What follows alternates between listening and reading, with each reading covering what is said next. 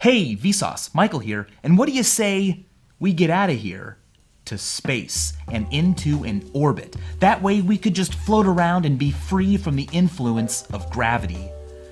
Except not really. Astronauts orbiting around the Earth experience pretty much the same gravitational pull that you and I are feeling right now. The major difference is that those astronauts are falling constantly towards Earth, but their angular velocity is so large that they're falling just as fast as Earth curves away from them. Now, of course, this is nothing new. Tens canon hasn't already taught us.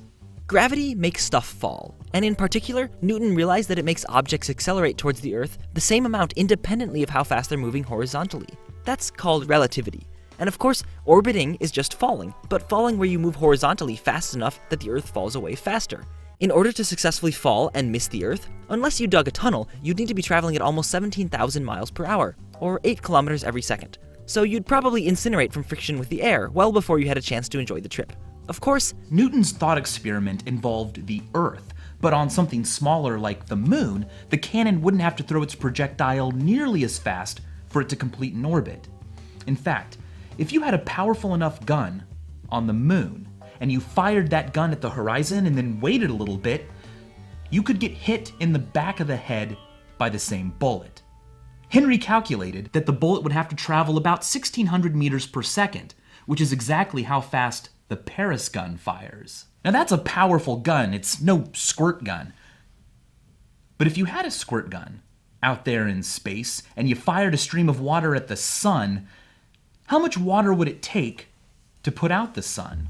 I mean, in general, putting water on something hot would cause that something hot to lose some heat, especially since the water will be frozen because it's out there in space.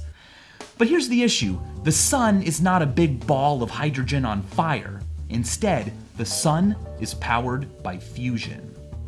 Fusion of hydrogen nuclei, which is kind of like the chemical bonds between the hydrogen and oxygen that make up water, except on a much smaller and much more powerful scale. Now, before I get tackled by nuclear physicists from one side and chemists from the other, let me explain. A bond of any sort, whether between planets, molecules, atoms, nuclei, or quarks, is just a happenstance where two or more particles together have a lower total energy than when they were apart. Like if you get married and your taxes go down. So when you form a bond, that extra energy that the two solitary particles had is released. And because of a little relation we call E equals mc squared, this actually means that the mass of the pair goes down a little bit too. For example, every fusion reaction turns a little bit of hydrogenous mass into light. Sunlight, for example, amounts to a loss of 100 quadrillion kilograms each year. That's the equivalent of a medium-sized asteroid. But stars have a lot of mass. And the more massive a star is, the hotter it burns. And adding a bunch of water to the sun would only cause it to be more massive. So it would burn brighter, not go out. Of course, it would also burn faster, which means that its life would be shorter. For instance, if you were to add 20 solar masses of water to the sun, you would decrease its life expectancy from the current 5 billion years to only a few hundred million more years. But there's a faster way to put out the sun.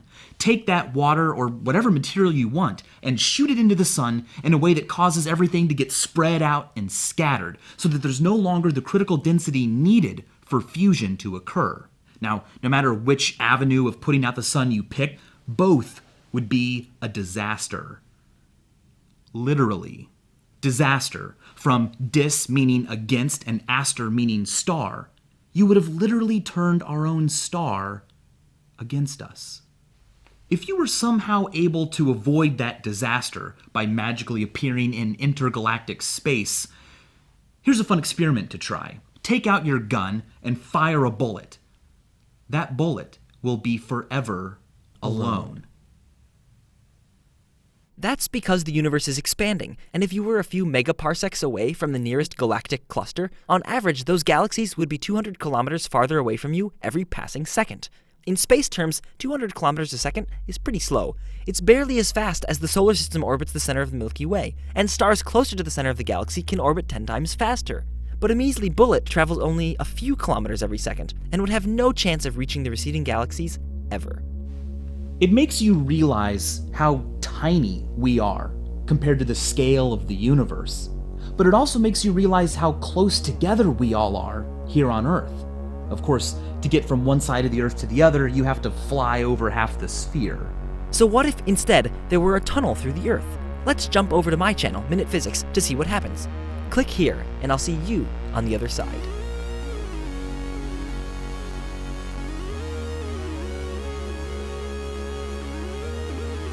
Oh, and as always, thanks for watching.